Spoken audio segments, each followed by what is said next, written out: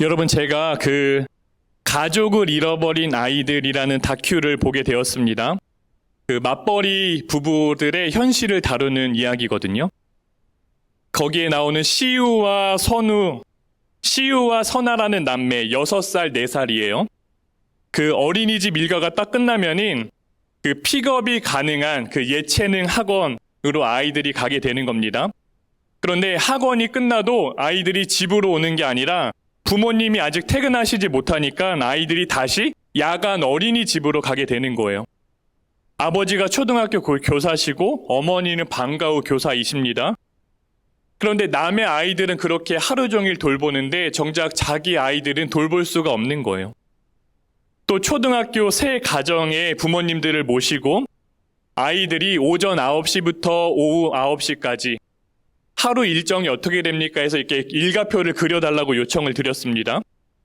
그리고 마지막에는 이 시간에서 내 자녀와 함께하는 시간에 하트 스티커를 붙여달라고 하신 거예요. 두 분의 부모님은 그래도 이렇게 몇 군데 붙이더라고요. 그런데 한 분의 어머니가 스티커를 하나도 붙이지를 못하는 거예요. 그러니 뭡니까? 12시간 동안 내 아이와 단 1분도 함께하는 시간이 없는 겁니다.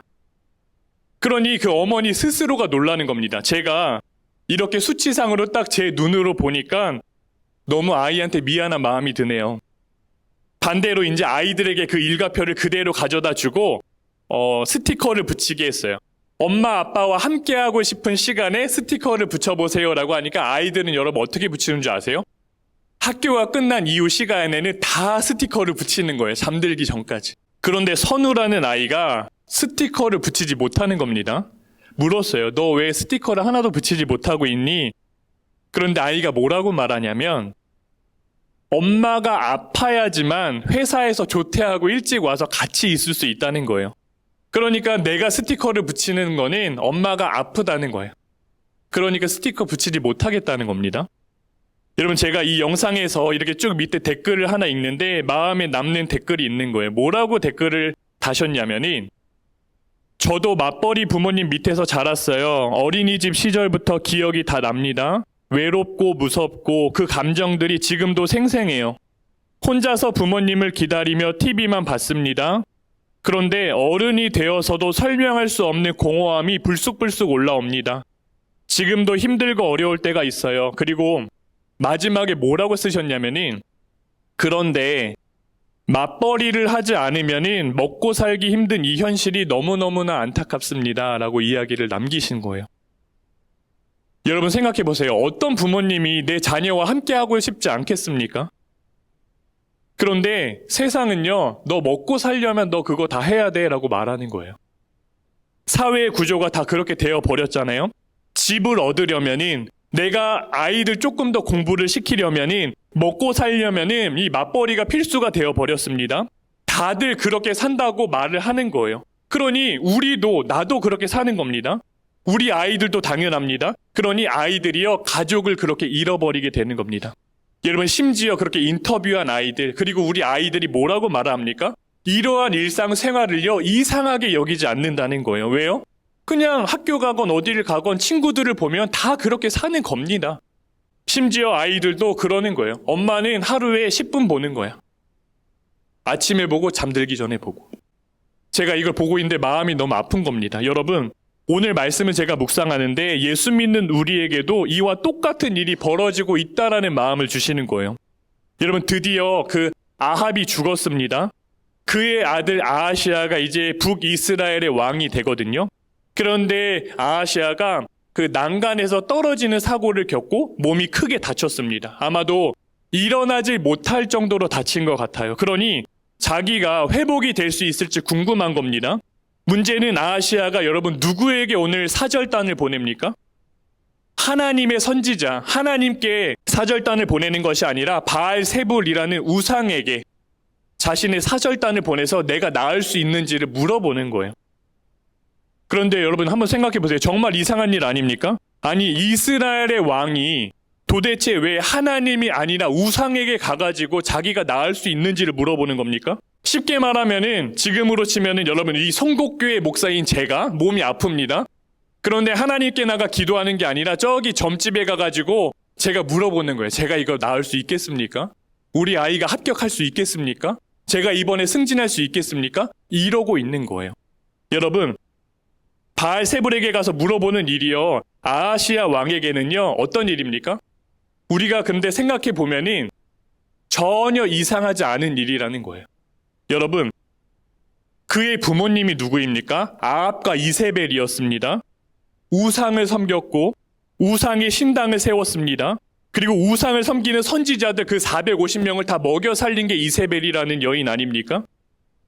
그러니 아하시아에게는요, 평생을 우상 섬기는 모습만 보고 자란 거예요. 그러니 아프면 어떻게 하는 겁니까? 우상에게 가서 물어보는 일이 그저 당연한 일인 겁니다. 여러분, 이스라엘 왕이었던 아합이 왜 바알을 섬겼습니까? 동맹을 맺고요, 나라를 더 부강하게 세우기 위한 방법이었다고요. 이세벨과 정약 결혼을 해가지고요, 나라가 힘을 키운 겁니다.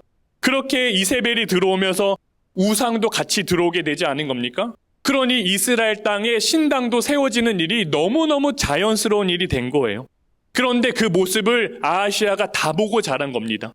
그 당시에는요, 다들 그렇게 나라가 세워졌다라는 거예요. 어쩔 수 없는 겁니다. 살기 위해서는 다 이렇게 해야 된다고 말하는 거예요. 그렇게 이세벨이 시집 오면서 우상이 들어오고 신당도 세워지고 국가의 시스템이 전역으로 그렇게 만들어지는 겁니다. 그러니 여러분, 우리가 배운 대로, 우리가 본 대로 가는 겁니다. 여러분, 하나님께는 그럼 언제 가는 겁니까? 여러분, 성경을 보면 아합과 이세벨이 하나님께 나아가 예배하지 않았을까요? 아니요, 예배 드렸어요. 이스라엘 왕이잖아요. 하나님께는 안식일에 가서 제사 드릴 때, 예배 드릴 때 가면 되는 겁니다.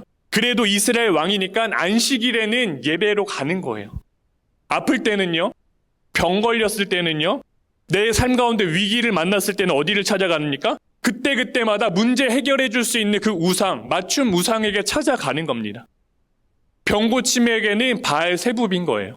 그러니 아하시아가 너무너무 자연스럽게 자기네 사절단을 그렇게 보내는 거거든요. 문제가 터지면은 여러분, 뭐가 문제 해결해 주죠? 우리는 돈이 해결해 주잖아요. 여러분, 일이 좀 잘 풀리게 하려면 어떻게 해야 하는 겁니까? 그 관리하시는 분 찾아가면 되는 거잖아요. 내가 열심히 능력 쌓고 내가 스펙 쌓으면은 내 인생 가운데 조금 더 힘이 실리는 거 아닙니까? 그러니 여러분, 아하시아에게는요, 지금 삶의 위기를 만난 거잖아요. 자기가 아픈 거잖아요. 그러니 하나님께 나간다? 오히려 낯설고 비효율적인 겁니다. 왜요? 아무도 그렇게 살지 않았거든요. 심지어 자기 아버지 어머니도 그렇게 살지 않았어요. 그러니 여러분, 예수 믿는 우리들도요, 우리의 자녀들도요, 그렇게 자연스럽게 하나님을 잃어버리게 되는 겁니다. 여러분, 그 파일럿이자 행동력 수업이라는 책을 쓴 작가 오현호 씨가 어느 대학생 인터뷰하는 걸 제가 보았거든요. 여러분, 세상은 다 좋은 대학 가야 성공한다고 말합니다. 그런데 이렇게 말해준 부모님이 계셨다라는 거예요. 남들 다 간다고 대학에 갈 필요는 없어. 너가 정말 배우고 싶은 게 있을 때 그때 가면 되는 거야. 이 말을 들은 자녀가 생각을 했다는 거예요. 아, 내가 나가볼 수 있는 길이 대학만 있는 게 아니구나. 나는 내가 살고 싶은 나라를 정할 수도 있고 내가 공부하고 싶은 걸 정할 수 있는 선택이 나에게 있는 거구나. 그렇게 자기만의 길을 찾아가서 이 친구가요, 외국으로 나갑니다. 그래서 브리즈번이라는 곳으로 가가지고요, 열심히 일도 하고 열심히 영어 공부도 하게 되는 거예요. 여러분, 이분이 20살이었는데 그 당시에 얼마를 벌었는 줄 아십니까? 목화 공장에서 일을 했는데 한 달에 800만 원을 벌었다는 거예요. 그런데 여러분, 제가 돈 많이 벌었다 이런 이야기 하는 게 아닙니다. 여러분, 대학 가지 않아도 살 수 있구나, 대학에만 성공이 있는 게 아니구나 깨닫게 된 거라고요. 그러니 이분이 나중에는 삶 가운데 여러분, 선택의 기로에 이분이 섰을 때 어떤 선택을 내리며 살겠습니까? 세상이 정해준 대로 선택을 내리겠습니까? 아니면 세상이 말하는 대로? 아니죠.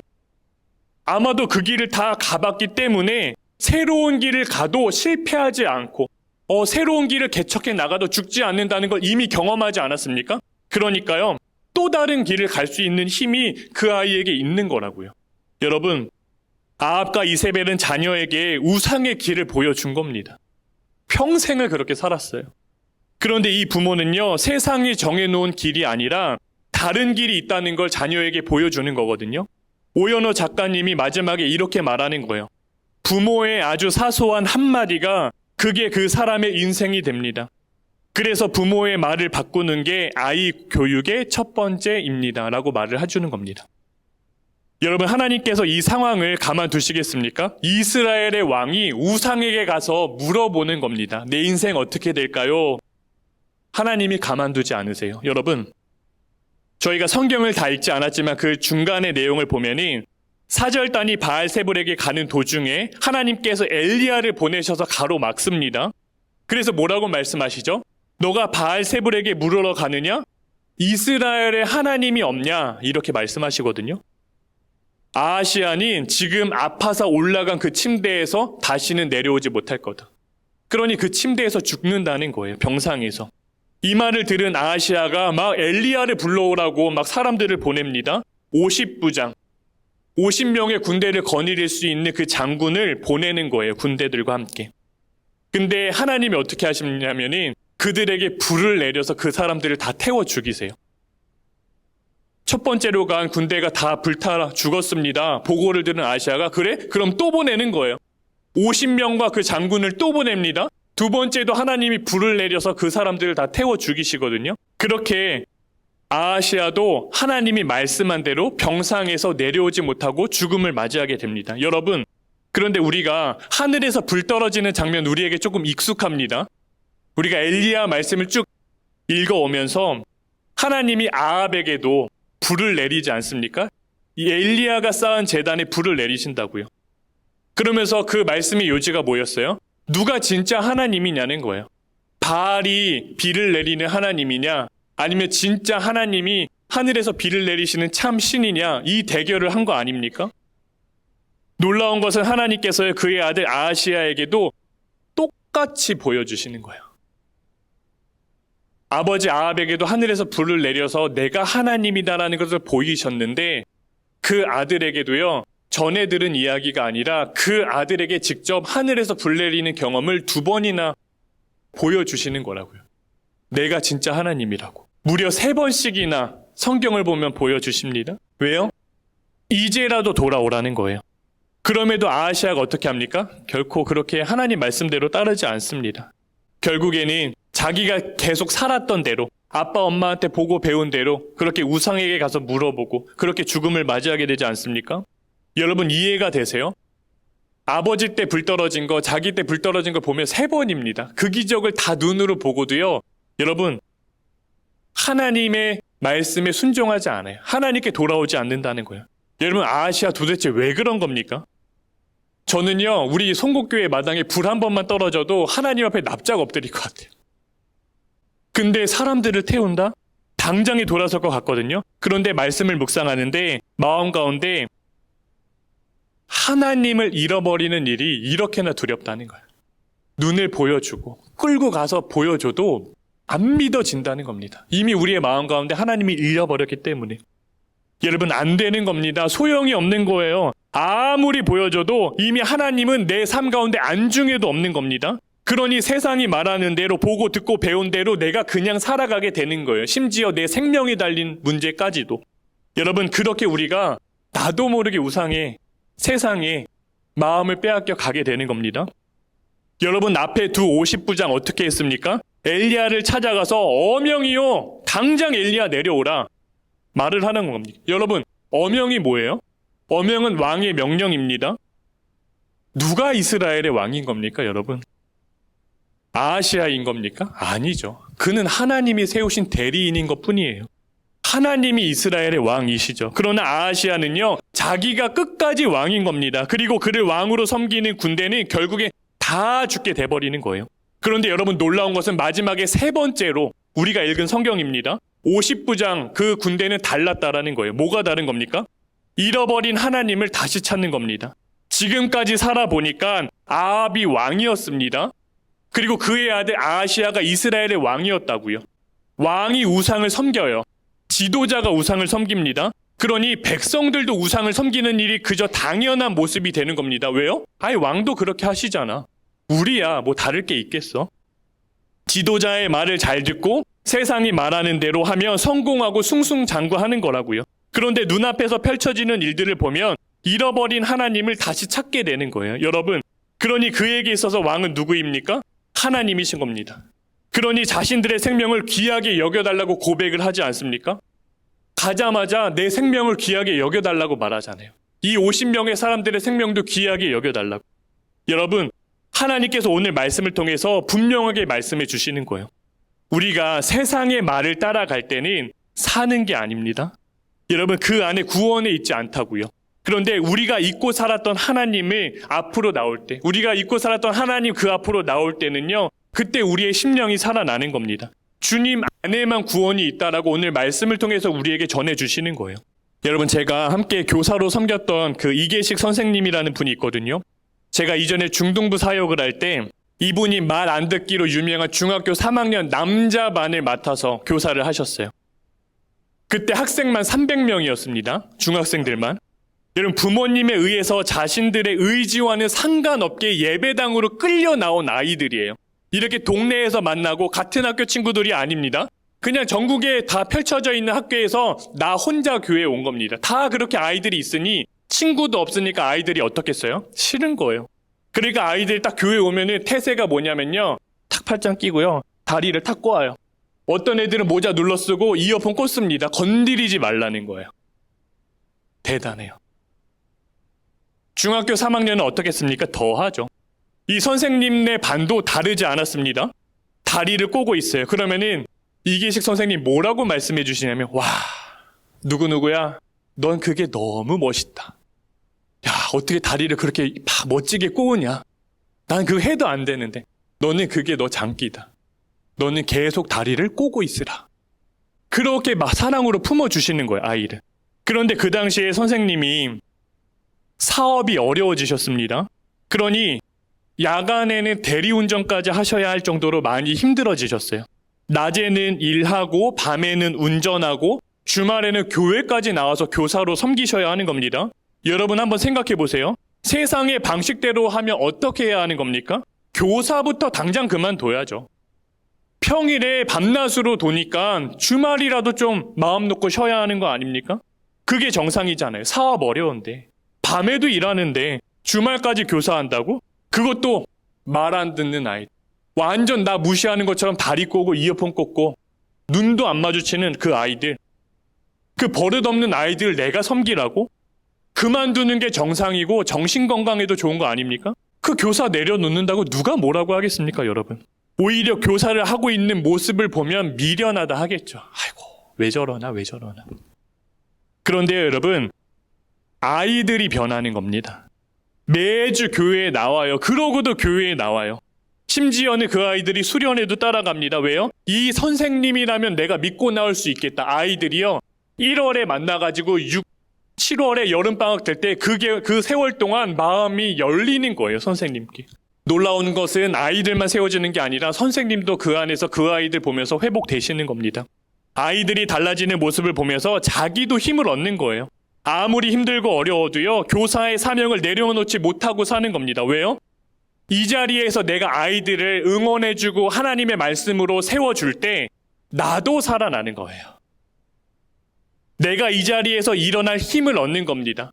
일주일 동안 정말 힘들고 마음 다 무너지고 육체도 힘든데 그래도 이 아이들 보면 일어날 힘이 생기는 거예요. 여러분, 세 번째 50부장이 왕의 명령 대신에 하나님 앞으로 나와가지고 나 살려달라고. 내 생명도, 이 사람들의 생명도 귀하지 않냐고. 제발 좀 살려달라고. 그렇게 여기면 하나님 앞에 나오지 않습니까? 그때 그들이 살게 되잖아요. 여러분, 선생님도 마찬가지 아니었을까 지금 돌아보면 생각이 드는 겁니다. 아마 본인도 다 아셨을 거예요. 이렇게 힘들 때는 사역을 내려놓고 주말에는 푹 쉬어야 한다는 것을. 그런데 그 어려운 중에 내가 하나님 앞으로 나와 보니까, 내가 하나님 앞으로 나와 있는 이 아이들의 사랑으로 품어 보니까 깨닫게 되는 겁니다. 하나님 앞으로 나와야 내가 사는 거구나. 이 아이들도 하나님 앞에서만 일어섬을 받는 거구나. 여러분, 이 열왕기 성경을 처음에 읽었던 사람들은 바벨론이라는 나라에서 포로로 살고 있는 상황이었습니다. 이스라엘 백성들이었어요. 아합이 바알을 붙잡았고요. 그의 아들 아하시아도 어떻게 살아갔습니까? 바알세붑에게 사절단을 보내면서 우상에게 물어보며 살잖아요. 그렇게 하나님을 잃어버리고 다른 우상을 붙잡았던 것들이요, 그 나라 가운데, 그 백성들 가운데 하나하나 쌓이고 보니까 이스라엘이 다 망하고 지금 포로 생활을 하고 있는 거 아닙니까? 여러분, 포로기 백성들이 이 성경을 읽으면서 무슨 생각했겠습니까? 아, 우리가 하나님을 잃어버리고 우상을 섬겼기 때문에 지금 우리의 삶이 이렇게 공고한 거구나. 그런데 여러분, 포로기 백성들이 바벨론이라는 세상 한복판에서 살아가고 있지 않습니까? 바벨론 막 그 우상들에게 둘러싸여 있는 겁니다. 바벨론의 방식대로 살아가야 하는 지금 현장에 있는 거예요. 포로니까 더하죠. 내가 할 수 있는 게 뭐가 있습니까? 시키는 대로. 노예잖아요. 선택할 수 있는 것도 없다고요. 먹고 살기 위해서는 어쩔 수 없이 세상의 논리대로 살아야 되는 상황인 겁니다. 그러나 여러분, 그럼에도 불구하고 하나님께서 분명히 이들에게 말씀해 주시는 거예요. 뭐라고요? 먹고 사는 문제도, 자녀를 기르는 일도, 생명은 다 내게 있다. 너희를 바벨론으로부터 구원하고 살릴 수 있는 것도 나야 라고 말씀하시는 겁니다. 여러분, 포로기 백성들에게만 하나님이 이 말씀 주시는 거겠습니까? 아니요. 지금 이 자리에 나와 있는 우리에게도요, 하나님이 그렇게 동일하게 말씀해 주시는 거예요. 이 세상 항복판에서 나를 잃어버리면 아무런 희망 없는 거야. 구원은 내게 있어. 생명은 내게 있어. 세상이 아니라 내게로 오라. 내게로 오라. 하나님이 그렇게 간절히 우리를 불러주시는 거예요. 여러분, 세상 가운데 세상의 방법으로 살아가는 우리를요, 하나님이 포기하신 겁니까? 아니요. 포기하지 않으신다는 거예요. 오히려 자녀 삼아 주셨잖아요. 여러분, 하나님이 자녀를 삼으신다는 것이 어떤 것인지 한 가정의 이야기를 제가 들려드릴게요. 그 우리나라에서 공개 입양이 활성화된 게 한 2000년대입니다. 그 이전까지는요, 내가 입양을 해서 아이를 데리고 와도요, 내가 입양을 했다 이런 것을 공개적으로 알리지는 않았다고요. 그렇게 공개 입양 초기 단기에 5남배를 입양해서 키우신 분이 계세요. 그 첫 번째로 입양된 아이의 이름이 최순영, 지금은 다 성인이 되었습니다. 이 최순영 자매가 있는데, 이분이 99년도에 한겨울에 인천 팔출소 앞에서 이렇게 버려진 채로 발견이 돼요. 막 얼굴이 막 퍼렇게 보라색으로 돼가지고 이제 막 너무 생명이 위험한 상황에서 그 경찰관에 의해서 앞에 있는 산부인과로 이렇게 전해지게 돼요. 그때 이제 산부인과 과장님이 그 순영이를 안고 처음 우유를 먹이셨어요. 근데 그분이 최순영 자매의 아버지가 되시는 거예요. 그렇게 처음 그 가정에 입양이 돼서 돌아왔습니다. 그렇게 순영 자매를 시작으로 매년마다 이렇게 5명을 순차적으로 입양을 해서 5명을 입양해서 기르시는 거예요. 여러분, 지금도 그렇지만 당시에는 더했어요. 입양에 대한 곱지 않은 시선이 참 많았습니다. 심지어 할머니, 할아버지도 뭐라고 말하셨냐면은, 야, 너 그렇게 애 키워봐야 어른 되면 다 배신하고 떠난다. 주변에서도 피가 물보다 진하다. 그렇게 해서 키워야 나중에 다 자기 아버지, 어머니 찾아간다. 그 순영자매님 부모님을 향해서 사람들이, 세상이 다 그렇게 말해주는 겁니다. 그렇게 5명을 다 입양을 했어요. 여러분, 그런데 한번 상상을 해보세요. 밥을 해도, 빨래를 해도, 옷을 사줘도 장난이 아닌 거예요, 이게. 순영자매가 하루는 어머니께 물어봤대요. 엄마, 솔직히 후회했지? 자기 5명 다 입양한 거. 어머니가 뭐라고 말씀하시냐면이, 엄마는 후회하지 않았어. 엄마 인생에서 가장 큰 감사가 너희를 만난 거고, 너희를 만나서 엄마로서 내가 성장할 수 있었어. 나중에 하나님께서 병해야 너 세상에서 뭐하고 살았니 물으시면은 하나님이 맡겨주신 아이들 제가 진짜 사랑으로 키웠어요. 이렇게 이야기할 수 있을 것 같아. 이렇게 자기에게 말해주셨다는 거예요. 여러분, 그 어머니가 소아마비로 다리를 저시거든요. 그러니 무릎을 꿇는 일조차 되게 어렵다고요. 그런데 그 나무 받침대로 이렇게 의자를 만들어 놓고요, 매일 밤 그 아이들 머리맡에서 기도해 주셨다는 거예요. 하나님, 저는 입양되어 보지 않아서 이 아이들의 슬픔을 다 알지를 못해요. 때로는 제가 아이들의 마음을 다 이해해 줄 수 없을지라도 하나님께서 우리 아이들 붙잡아 주세요. 그렇게 늘 잠결에 어머니가 그 기도하는 걸 들으며 자랐다라는 겁니다. 하나님의 가치관으로 이제 아이들을 기르고 싶으셔가지고 이 부모님이 정말 대단하신 게, 학교를 보내는 것이 아니라 집에서 하나님의 가치관으로 홈스쿨링 시키신 거예요. 여러분 생각해 보세요. 요즘 맞벌이 부부들이 아이들 끼니 해결해 주기 위해서 밥 주는 학원으로 아이들을 보냅니다. 밥이 문제인 거예요, 밥이. 그런데 집에서 공부하면 아침, 점심, 저녁 다 해먹여야 돼요. 저희 방학 때 주한이 이루가 집에 있었는데 아내가 그렇게 하루 3끼를 온종일 만들어내는데 여러분 식비도 장난이 아니에요. 만들고 먹이고 치우고 돌아서면 어떻게 되죠, 여러분? 점심 만들 시간. 또 돌아서면 저녁 만들 시간. 그런데 5남매를 어떻게 키웁니까? 실제로 하나님이 도움의 손길을 많이 보내주셨다라는 거예요. 그러니 하나님이 키우셨다라는 겁니다. 주변에서 갑자기 쌀이 막 몇 포대씩 들어오고요. 교회에 가서도요. 주일마다 반찬을 교회에서 넉넉히 하셔가지고요. 순영이네는 식구가 많으니까 남은 반찬 다 싸주는 겁니다. 그리고 환절기마다 옷을 다 정리해서 넣고 빼고 해야 되지 않습니까? 7식구인 거예요. 그러니 여러분 옷장이 그냥 옷가게 수준이라는 겁니다. 혼자 불가능하대요. 그런데 그 시즌만 되면 또 이모들이 와서 함께 다 그 일을 섬겨주고 김장철 되면 와서 또 함께 다 섬겨주시는 겁니다. 그러니 어머니가 뭐라고 말씀하시냐면은 나는 너희를 단 한 번도 혼자서 키운 적이 없어. 하나님이 너희들 다 길러주셨어. 순영자매가 이렇게 고백을 하는 겁니다. 부모님의 사랑을 통해서 하나님의 사랑을 알게 됐다는 거예요. 하나님은 내가 부족해도 부끄러워도 그냥 내 존재로 사랑해 주시는구나. 그리고 부모님이 이렇게 말해주는 겁니다. 여러분 새롭게 하소서 간증 프로그램 메인 MC가 주영은 씨거든요. 마지막에 뭐라고 말씀하시냐면은 하루는 후배가 자기를 찾아왔다라는 거예요. 후배가 경제적으로 어려워서 선배 나는 둘째는 못 낳겠어요 말했다는 겁니다. 그 주영은 씨가 뭐라고 말해주냐면은 야 어려우니까 애를 낳는 거야. 선배 그게 무슨 말이에요. 어려운데 애를 어떻게 낳아요 요즘 세상에. 부모가 키우는 게 아니라 하나님이 키우시는 거야. 돈이 얼마가 들까? 너 얼마나 힘들까? 이건 다 우리의 계산인 거고 하나님은 하나님의 방법으로 당신의 자녀를 기르신다고. 여러분 아합과 이세벨은 세상이 말하는 대로 살았던 사람들입니다. 나라를 지키려면 이거 어쩔 수 없잖아. 바알을 섬겨야 한다. 그 끝에서 아하시아가 어떻게 되는 겁니까? 하나님 잃어버리게 되는 거예요. 그런데 순영자매 부모님 다르지 않았습니까? 5명의 아이를요 하나하나 다 입양을 했습니다. 그리고 그 아이들을 하나님이 맡기신 생명으로 여겼어요. 그러니 온 가족이 하나님이 키우시는 은혜를 경험하게 되잖아요. 여러분 우리의 가정 어떻습니까? 우리도 모르게 가정에서 우리가 하나님을 잃어버리고 살지 않습니까?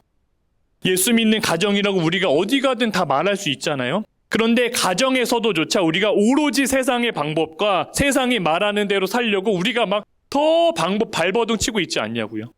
여러분 오늘 말씀이 이게 남의 이야기입니까? 아시아의 이야기입니까? 아니요. 우리 이야기라 말씀하시는 겁니다. 여러분 부모가 자녀 문제 앞에서 무엇을 가장 먼저 붙잡는지를 자녀들이 다 보고 있다라는 거예요. 아합처럼 세상의 방법을 붙잡으면 우리의 자녀들이요 아시아의 길을 그대로 걸어가게 되는 겁니다. 여러분 반대로 순영 자매님 그 부모님처럼 우리가 어떠한 상황 가운데서도 심지어 자녀를 기르는 그 순간에서도 하나님의 말씀을 붙잡게 되면은 우리의 자녀들이 여러분 세상 한복판에서도 세상이 결코 줄 수 없고 그리고 세상이 절대로 빼앗을 수 없는 그 하나님의 사랑을 몸소 누리며 살아가게 된다라는 거예요. 여러분 가정뿐만 아니라 일터에서도 어려움이 다 있을 수 있잖아요. 사업이 어려워지고 관계가 다 끊어지고 밤낮으로 일해야 하는 상황 속에서 신앙을 지킨다는 것이 얼마나 어렵습니까? 주일에는 쉬고 싶잖아요. 세상은 이럴 때 뭐라고 말해요? 교회부터 내려놔. 하나님부터 쉬는 거야, 쉬는 거.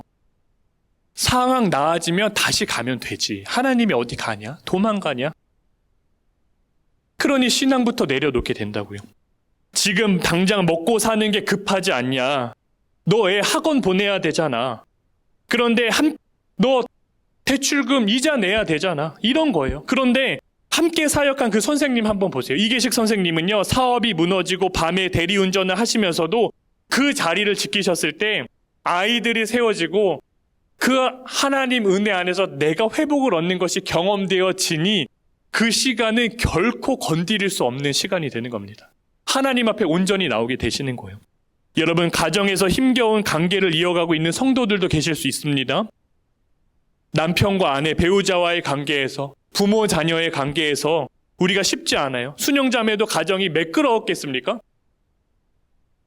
뭐라고 말하냐면 우리는 철저한 타인이라는 겁니다. 다 입양돼서 왔고 아버지, 어머니도 그러니 다 7명이 다른, 그러니 얼마나 의견 충돌이 많고 또 얼마나 그 아이들 자라나는 가정 가운데 싸웁니까?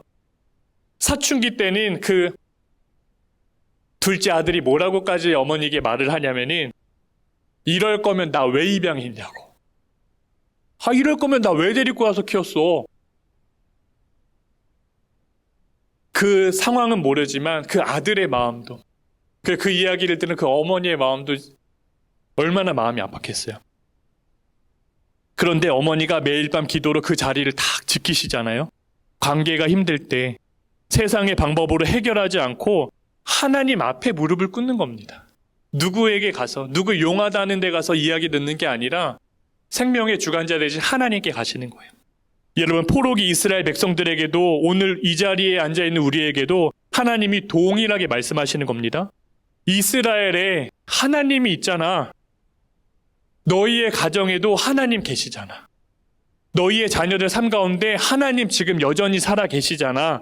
일터에서, 관계에서 우리를 끝까지 사랑하시는 주님이 계시잖아. 우리는 세상에 잠시 눈이 가려져서 여러분, 때로는 하나님을 잃어버릴지도 모릅니다. 그런데 하나님은 단 한순간도 여러분, 우리를 잃어버리신 적이 없어요.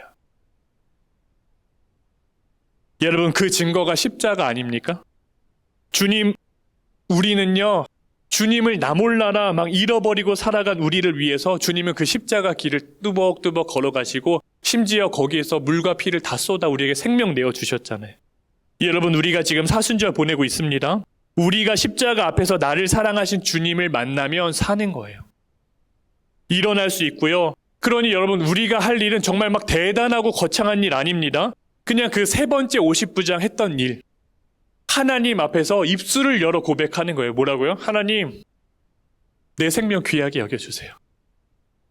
하나님, 우리 군대, 하나님, 우리의 가정, 하나님, 우리의 자녀들, 부모님, 내 아내, 내 남편, 우리 일터의 동료들 하나님 귀하게 여겨달라고.